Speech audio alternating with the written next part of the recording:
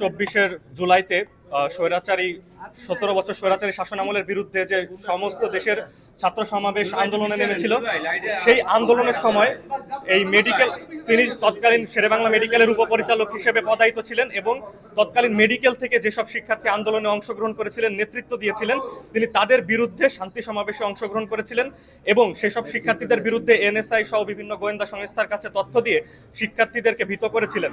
তো এতদিন পরে আবার আমরা দেখতে পাচ্ছি যে সেই জুলাই যোদ্ধাদের ঠিকমতো তিনি চিকিৎসাও দিতে দেননি। তো এতদিন পরে আমরা দেখতে পাচ্ছি যে তারেক রহমানের বাংলাদেশে পুনরায় সেই স্বৈরাচারদেরকে পুনর্বাসিত করা হচ্ছে, স্বৈরাচার বা সাচিপের দালালদেরকে আবারও পুনর্বাসিত করা হচ্ছে। আমরা দাবি নিয়ে এসেছি, তাকে মানে এই বরিশালে আমরা থাকতে দিব না। যদি আমরা এখানে তালা দিয়েছি, যদি আমাদের দাবি মানা না হয় তাহলে পরবর্তীতে আমরা আরো কঠোর কর্মসূচিতে যাব এবং তাকে পদায়িত করার পিছনে মন্ত্রণালয় বা এর সাথে যারা যুক্ত আছে আমরা তাদেরকেও মানে বিচারের আওতায় আনার চেষ্টা করব ইনশাআল্লাহ। আচ্ছা, এখানে আমরা আজকে অনেক সংক্ষিপ্ত মন নিয়ে এবং যৌক্তিক আন্দোলনে সামিল হয়েছি। এখানে আমরা বরিশালের চিকিৎসক সমাজ, হাসপাতালের কর্মকর্তাবৃন্দ এবং মেডিকেল কলেজের শিক্ষার্থীরা এখানে একত্রিত হয়েছে। দাবি তাদের একটাই যে কিছুদিন আগে বরিশালের নতুন বিভাগীয় স্বাস্থ্য পরিচালক পদে মন্ত্রণালয় থেকে পদায়িত হওয়া ডাক্তার মনিরুজ্জামান শাহিনের অপসারণ এবং আমরা অতি দ্রুত মন্ত্রণালয় থেকে এই পদায়নটি বাতিল করার জন্য যা যা ব্যবস্থা নেওয়ার দরকার সেগুলো নেওয়ার দাবি জানাচ্ছি। আচ্ছা, এখানে একটু বলি যে মনিরুজ্জামান শাহিনের কেন আমরা অপসারণ চাচ্ছি।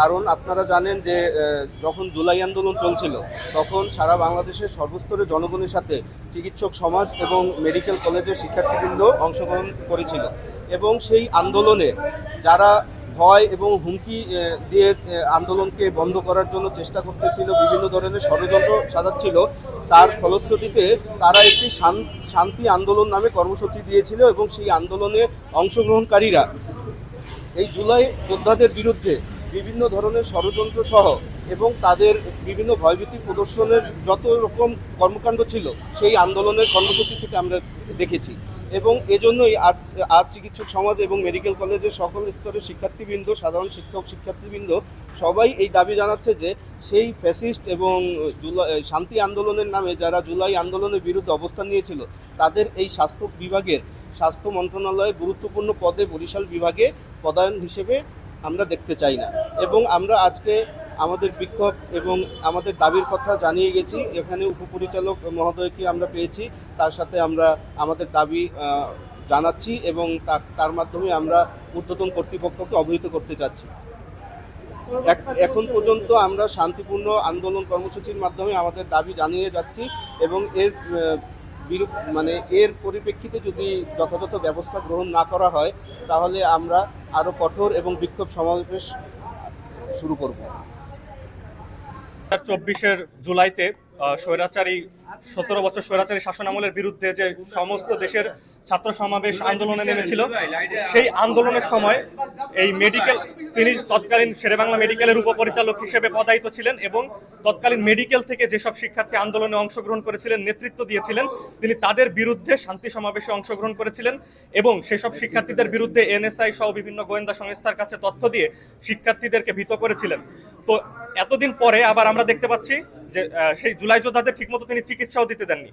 তো এতদিন পরে আমরা দেখতে পাচ্ছি যে তারেক রহমানের বাংলাদেশে পুনরায় সেই স্বৈরাচারদেরকে পুনর্বাসিত করা হচ্ছে, স্বৈরাচার বা সাচিপের দালালদেরকে আবারও পুনর্বাসিত করা হচ্ছে। আমরা দাবি নিয়ে এসেছি, তাকে মানে এই বরিশালে আমরা থাকতে দিব না। যদি আমরা এখানে তালা দিয়েছি, যদি আমাদের দাবি মানা না হয় তাহলে পরবর্তীতে আমরা আরো কঠোর কর্মসূচিতে যাব এবং তাকে পদায়িত করার পিছনে মন্ত্রণালয় বা এর সাথে যারা যুক্ত আছে আমরা তাদেরকেও মানে বিচারের আওতায় আনার চেষ্টা করব ইনশাআল্লাহ। দাবি জানাচ্ছি। আমি শেরেবাংলা মেডিকেল কলেজের 4র্থ বর্ষের একজন শিক্ষার্থী। পুরো বরিশালের চিকিৎসক সমাজ, পুরো বরিশালের মেডিকেল শিক্ষার্থী সমাজ আমরা কোনোভাবেই এটি মেনে নিতে পারছি না এবং এই স্বৈরাচারের দালালকে এবং এই ফ্যাসিস্টকে আমরা কোনোভাবেই বরিশালে পদায়ন আমরা গ্রহণ করব না। সাধারণ ডাক্তার সমাজ গ্রহণ করবে না, সাধারণ ছাত্ররা গ্রহণ করবে না এবং যারা তার এই পদায়নের সাথে জড়িত এবং যারা তার এই পদায়নের ক্ষেত্রে পথ বাণিজ্য বা অন্য কোনো ব্যাপার যদি জড়িত থাকে আমরা এর তীব্র নিন্দা জানাই এবং এর সুষ্ঠু তদন্ত সাপেক্ষে তার বিচার চাই। আমাদের কাছে এই ফ্যাসিস্টের দালালের পর্যাপ্ত প্রমাণ আছে। সে শান্তি সমাবেশে নেতৃত্ব দিয়েছে, তৎকালীন তৎকালীন পরিচালক সাইফুলের সাথে সক্রিয়ভাবে অংশগ্রহণ করে আমাদের প্রোগ্রামকে, আমাদের ছাত্রদেরকে লিস্ট করেছে। আপনারা জানেন একটা ছাত্রের পক্ষে, একজন মেডিকেল শিক্ষার্থী যা ৪র্থ বর্ষের ৫ম বর্ষের, সেই ছাত্রের পক্ষে কতটা ভয়াবহ যখন সে শোনে যে তার কাছে এনএসআই এবং সরকারের উচ্চ পদস্থ যে তদন্ত সংস্থাগুলো আছে তাদের লিস্ট তার কাছে যাচ্ছে, তারা লিস্ট করে ছাত্রদের নামগুলো নিয়ে যাচ্ছে, ভবিষ্যতে তাদের চাকরি, তাদের বিভিন্ন জায়গায় ভয় দেখানোর চেষ্টা হচ্ছিল। তখন এই পরিচালক, এই উপপরিচালক তখন সেই জায়গায় নেতৃত্ব দিচ্ছিল। আমরা অত্যন্ত ভীত হচ্ছি, অত্যন্ত শঙ্কিত হচ্ছি যে জুলাইয়ের পরেও কিভাবে মন্ত্রণালয়ে কারা বা তৎকালীন যারা এই স্বৈরাচারের দোষর ছিল তাদেরকে আজকে এই যে এত বড় পদে সম্মানিত করা হলো, এর পিছনে কারা আছে আমরা তাদেরও বিচার চাই। আর এই পরিচালক, বিভাগীয় পরিচালক যে আছে তাকে যে কোনো মূল্যে বরিশালে আমরা কোনোভাবে যোগদান করতে দিব না। এটাই আমাদের ডাক্তার সমাজের সিদ্ধান্ত এবং সাধারণ ছাত্রদেরও সিদ্ধান্ত। কোনোভাবেই তার পদায়ন যদি বরিশালে করার কেউ চেষ্টা করে তাহলে সেটা জুলাইয়ের সাথে বেইমানি হবে এবং ছাত্রদের রক্তের উপর দিয়ে যেতে হবে ইনশাআল্লাহ। আজকে আন্দোলনের ব্যাপারে তো আপনারা জানেন, আন্দোলন হচ্ছে যে ডক্টর কবিরুজ্জামান স্যারকে আমরা সরাইতে চাই, কারণ সে সব কিছু আমাদের যে আইডেন্টিটি তার উপরে হচ্ছে যে জুলাই, যে আইডেন্টিটিরই হোক তার উপরে হচ্ছে জুলাই। তো আমরা জুলাইতে সক্রিয়ভাবে অংশগ্রহণ করেছিলাম, কিন্তু আমরা যতটুকু অংশগ্রহণ করতে পেরেছি তার থেকে আমরা ভীত ছিলাম বেশি। আমরা একটা প্রাইভেট মেডিকেল কলেজ থেকে বিলং করি বরিশালে, তো আমাদেরও লিস্ট হয়েছে, আমরা গিয়েছিলাম ওখানে, তো আমাদের লিস্ট হয়েছিল।